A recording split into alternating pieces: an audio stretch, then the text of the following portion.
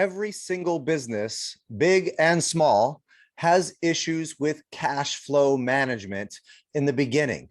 It's not easy to figure out the strategies to be able to have that proper cash flow management without true CFOs in place to be managing this stuff for you, and without the right education about what types of cash flow management strategies you can implement to really have a handle over everything, especially if you have lots of projects going and a real estate investor, and different, businesses have different cash flow requirements. So understanding what they are absolutely key to your success. And one of the biggest problems I see when I'm working with different flippers and different real estate investors around the country to be able to manage their cash flow effectively. My name is Mathew Owens. I'm a California licensed CPA, a full-time real estate investor. I've flipped over 1,000 houses. We have over 35 million lent out to flippers in different markets around the country. We invest in all types of syndications and different multifamily value add projects and things like that,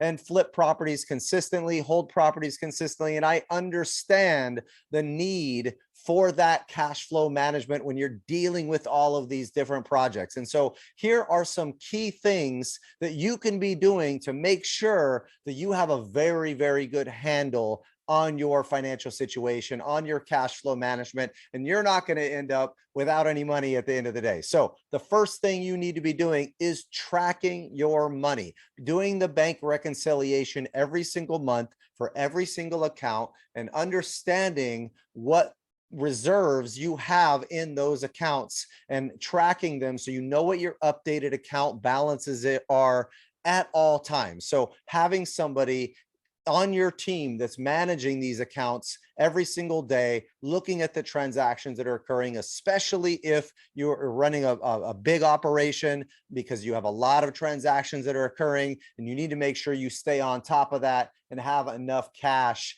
in your designated accounts for your designated activities, and making sure that you're very organized in those designations. So that's the first thing, tracking your money, tracking all of your accounts. The second piece is understanding what your receivables and your payables are, okay? So if you're going through and constantly getting receivables or waiting on collections on certain items, and you have payments that are going to be coming out in the future, being able to know those items up front so you can plan for those. What happens if you don't get the receivables in right away, or they become uncollectible? What happens if you miss your payments because you don't have enough money in your account? Being able to make sure you're planning correctly and having a buffer in place for your receivables and your payables is absolutely key for your long-term success, and making sure you have a finger on that pulse for your receivables and payables at all times, with consistent reporting to know here's your balances in your bank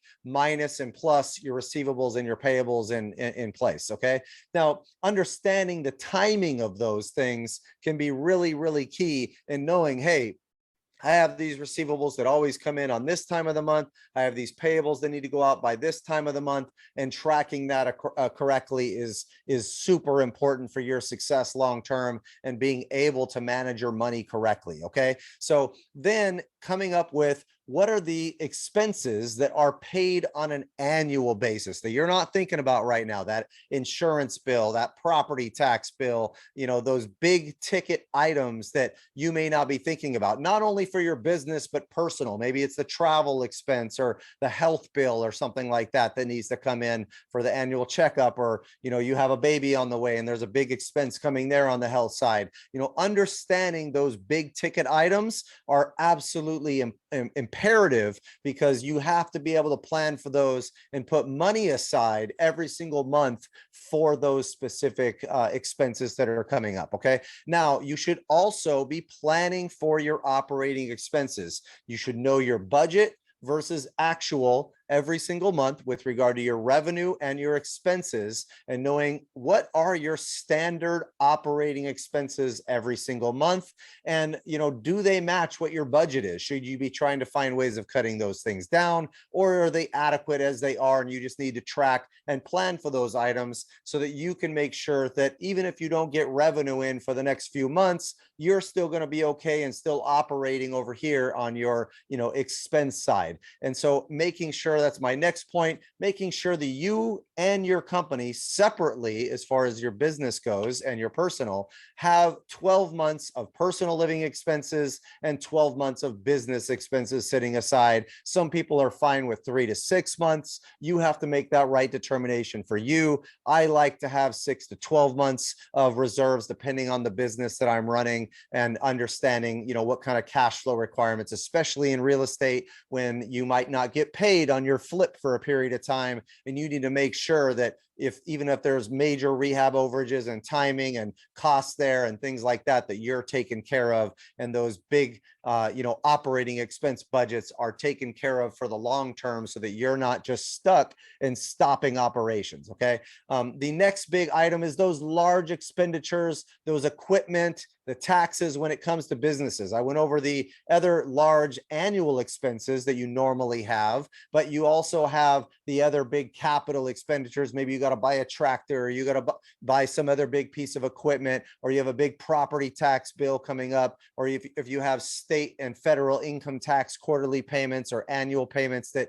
you haven't made, that you need to plan for and allocate money every month and put those involved in your operating expenses in your monthly budget as well, because those things are extremely important to make sure you track, because you don't want a surprise on something like that and throwing all of your operational cash flow to the side, where it screws you up on one of your projects, or it screws you up on paying your operations because one of these big expense items comes in. Okay, the next piece that I think is extremely important, especially as a real estate investor, is having project budgets with overages sitting aside for that particular project. So you have to have your full renovation budget, plus your holding costs, plus any additional items and overages that you might have, especially in this inflationary environment. Having a 20% buffer room for each project can be very key, so that you're not dipping into your operational expenses over here. And having these buckets set up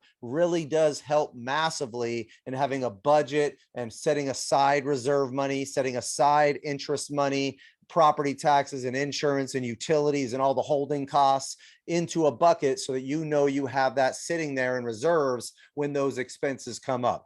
Absolutely imperative.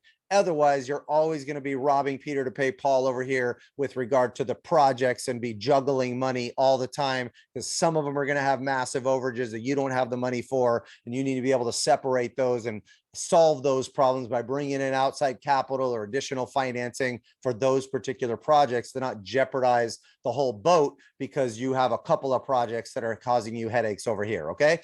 And like I said, having those reserves operationally and personally, having your buckets set up over here, understanding your receivables and your payables, of course. And then some other things that can help is being able to have additional lines of credit set up and additional capital sources that you can utilize, some private investors that you've been nurturing over here, along with your personal real estate relationships that can come out of the woodwork for you when shit hits the fan and you really need a capital infusion. And then building your corporate credit, being able to go out to banks and be able to ask for lines of credit, so that if an emergency happens, you can borrow off that line as a last resort if you screw up, because everybody makes mistakes in business, of course. So I hope this helped you guys understand some of the tips and tricks that I use as a CPA and a real estate investor that's flipped a ton of houses, and of course dealt with all these issues when it comes to cash flow management for your real estate business and your